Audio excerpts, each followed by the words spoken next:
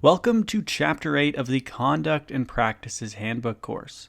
In this chapter, we will be looking at maintaining client accounts and relationships. Specifically, we will be looking how the actual accounts work with clients as well as margin accounts. So starting off, we're going to look at the accounting for client transactions. And this is actually a bit different than regular accounting. So if you have an accounting background, it is actually a bit opposite in the way of thinking. So basically, if the client account has a credit, that means it has money in that account. It basically just works with a lot like bank accounts. If there's a credit in the account, you do have cash in the account. So for example, if the client makes an initial deposit of $10,000 in the account, they will have a credit balance of $10,000. And then when the client purchases two equity securities, so they're spending money, the money is depleting in that account, that's a debit to the account. So in total, your credit balance will go down $4,200 and you'd end up with a $5,800 credit balance. Number 3, the client receives dividends on the securities held. Again, this is increasing the cash balance, so it is a credit.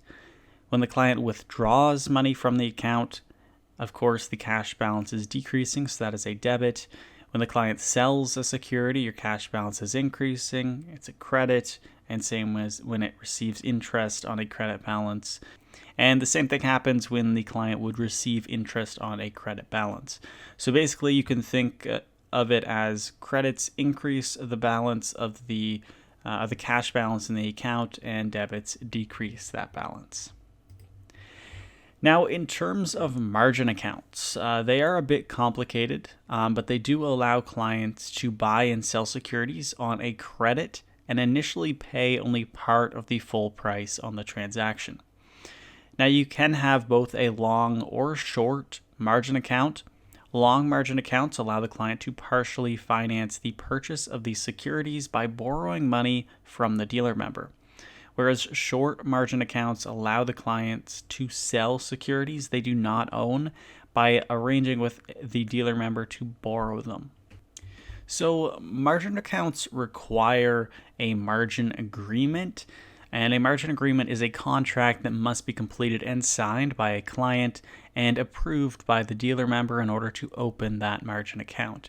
They contain terms and conditions of the account. Now, as a registered representative, you must inform the risks and rewards of margin accounts, which include the following. Using borrowed funds involves greater risk. They must pay the principal and interest even if the value of the investment decreases. Borrowing to invest could also result in far greater losses than investing without borrowing. Now, the pros about a margin account allows clients to typically buy more securities. They can increase their rates of return on their invested assets this way. Of course, they can also increase the greater losses, as we mentioned. They can repay the loans at any time without penalty. They can use the loans for purposes other than buying more securities. They can use their margin accounts for short sales and option trading as well. Now, the firm also does have the right to use the client's securities as collateral. So basically, if the client doesn't have their full margin position covered, the dealer member can use those securities and take them as collateral. And there is what's called a margin call, which is a request for sufficient funds to bring the account back up to the full margin. And IROC prohibits dealer members from accepting transfers from other dealer members of any under-margined account, a margin account that has insufficient funds. Now, as you can see in the little table below, this shows the maximum loan values for long positions. So if you have, let's say, a stock that's share price is $2 and over, the maximum loan you can get on that is 50% of the market value, whereas $1.75 to $1.99 is 40%, $1.50 to $1.74 is 20%, and under $1.50 may not be carried on margin. Now, some securities also are highly liquid and they may have low price volatility. And these securities, they can be eligible for a reduced margin up to 70% of their value in dealer loans. Next, we're going to look at debt securities and how they work in a margin account. So first off, you do have three key pieces to debt which do affect the margin value of them. First off is the issuer. So as the creditworthiness of the securities issuer increases, so does the amount of the loan available to the purchaser, which is quite obvious. So for example, the margin rate for a Government of Canada bond is much lower than the margin rate for a speculative mining and exploration stock. Term to maturity: as the lifespan of a security increases, so does the volatility of its price. Therefore, a Government of Canada bond T-bill requires less margin than a Government of Canada bond with 10 years to maturity. And default risk. So as the risk of a security increases, so does the amount of margin clients must put up to purchase it. So for example, corporate bonds for a company that is not meeting current interest payments requires more margin than comparable corporate bonds of issuers who are not in default. Now, operating a long margin account. So margin accounts, they can be a bit complicated, but basically here are some things that you will need to know to just grasp the topic. So first off, you have the loan value. This is the maximum amount of financing that the dealer member will supply. You also have the margin position. So this is the status of an account with respect to margin requirements and actual margin deposited. You also have the equity position, whether the dealer loan is fully secured by equity in the client's account.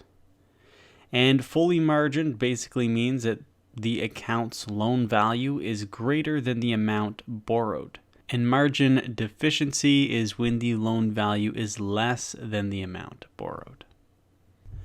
So now let's go through an example of how a long margin account works.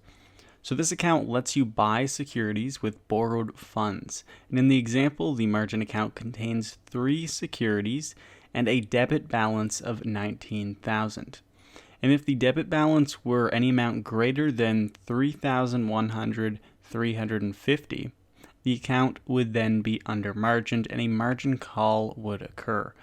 Now you can see that you do get that $31,350 by multiplying the maximum loan value by the market value. And so this gives you a total loan value of $31,350, and the total market value of all of these securities is $46,500. The account has a debit balance of $19,000 and also an excess margin of $12,500. This basically means that the account holds $46,500 worth of stocks, but also has $19,000 taken out against it, meaning its equity position, which is the value of your securities less how much you owe the brokerage firm, is $27,500. So as you can see, in order to calculate the equity position, you take the total market value of the securities plus either a credit balance or you minus a debit balance. And there is 3 different types of margin accounts. So you either have the fully secured margin accounts, which describes a positive equity position. If the securities were liquidated, their market value would cover any debit balance owing. You have partly secured, which describes a negative equity position when securities are held in the account. And if the account were liquidated, then there would still be some money owing. There's also unsecured, and this describes an account with a debit balance and no securities. Although similar to partly secured account, an unsecured account does not fluctuate. The only change would be that the debit interest accrues, resulting in an increase in the debit balance. So now that we looked at the long margin account, let's take a look at the short margin accounts. And this is essentially an account that allows you to sell borrowed stocks. Now, the credit required is a bit different for this account and depends on the share price. So looking at the example, you can see that the client wants to sell a security which is listed for $10. This means that the credit required is 150% of the market value. So in the client's account for this example, $10,000 from the sale of the borrowed securities is already credited because they're borrowing 10,000 shares of this company, which is priced at $10 per share. That's $10,000 cash that you will get by selling those shares.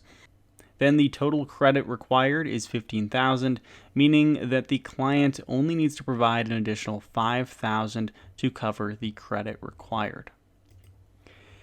And so lastly, another sort of topic in this chapter is the cash accounts. We sort of touched on this earlier, just the idea of how debit and credits work in the client's account. So here are two examples.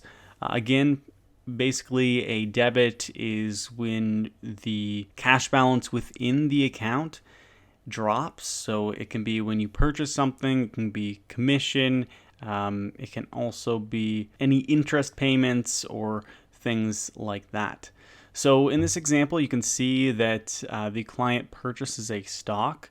So the total market value for that purchase is $2,000. So there's a $2,000 debit. The commission is $100, which is another debit, meaning the client owes $2,100.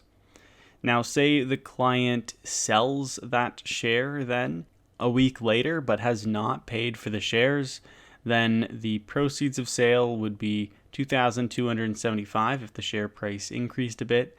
Again, you would have to pay a commission to sell those shares, and the balance would be $75 cash left in that account.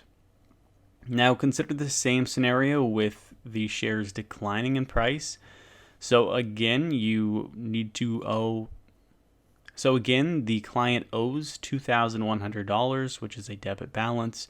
The proceeds of sale in this example is $1,960, and the commission is $100, meaning that the client actually still owes $240. And so basically those are all of the main topics in this chapter. It is really important to understand the cash accounts for sure when you are writing the exam. And also you might have a question or two on margin accounts. They can be quite complicated and difficult to grasp, but it will be important for the exam. Anyway, I hope you guys really enjoyed this summary of Chapter 8 and the summary of the entire course. Chapter 9 in the CPH course, it basically is just a review of the whole course, so I won't be making a video on it. But again, good luck on your exam, and I'll see you in another video.